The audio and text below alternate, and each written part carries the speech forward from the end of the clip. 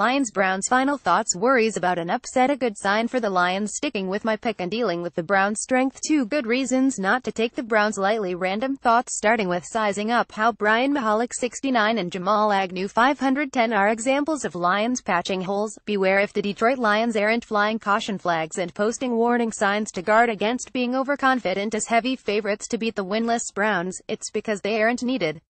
The Lions are fully aware of the many times an underdog pulls an upset. As the Lions start the second half of the season with the 44-1 record, they have a lot to gain with a victory. It would keep them in touch with the first-place Vikings in the NFC North and strengthen their bid for a wild-card playoff berth. There's a flip side, and it ought to motivate the Lions just as much. They have a lot to lose. A loss would severely damage those same playoff hopes. Head coach Jim Caldwell continues to stress focusing on the opponent at hand, and never taking anything for granted. Most of the guys in this league understand how every single team is capable of beating anyone else, Caldwell said this week. It's that old phrase these guys have heard since they were little: any given Sunday. It's a fact. If we don't play well, we'll get beat, and that's a fact. If we do play well, we'll have a chance. Sticking with my pick, the Lions are solid favorites for a reason. They're the better team. Injury issues continue to make the offensive line a question mark against the Browns' strong front seven. They're talented and aggressive, which is expected under defensive coordinator Greg Williams' scheme.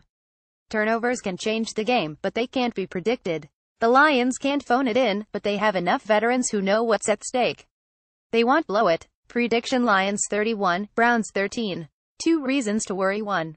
2009 Rams at Lions. Rams are 0-8 going into the game at Ford Field and win 17-10.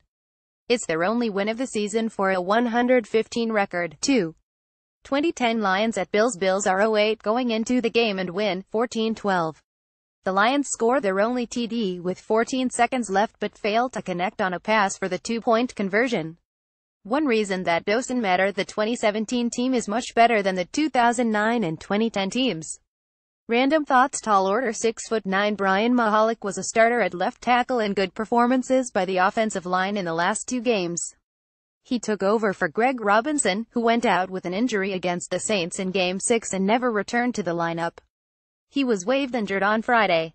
Both games were on primetime TV, Sunday night versus the Steelers, Monday night versus the Packers, but Mahalik said that didn't add any pressure. I try to block it out, kind of push all that stuff aside and do what I can to help us win, said Mahalik, who entered the NFL as a defensive end and was converted to offense 2 years ago by the Steelers.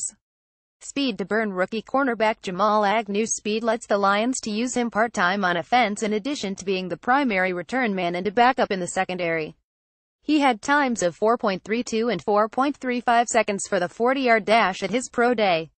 Only veteran cornerback Darius Slay is faster. He had a 12-yard catch and run against the Steelers 2 weeks ago and a 4-yard run against the Packers Monday night. A limited snap count on defense allows him to spend time with the offense, in addition to his work as a return man. It wouldn't be a surprise if the Lions find ways to give him a few more touches on offense. In other words, the Browns' struggles were summed up in this lead-in to a column by veteran beat writer Tony Grossi in the team's return from the bye week. Tales from another winless half-season. The Browns are 0-8 for the second straight season. They skidded to a 1-4 last year before winning a game and finishing 115. Crowd control. The Lions fan base is growing at Ford Field as the team has become a consistent playoff contender. The 2009 game against the Browns drew a crowd of 43,170. With standing room tickets going on sale Friday, attendance should be about 20,000 higher today.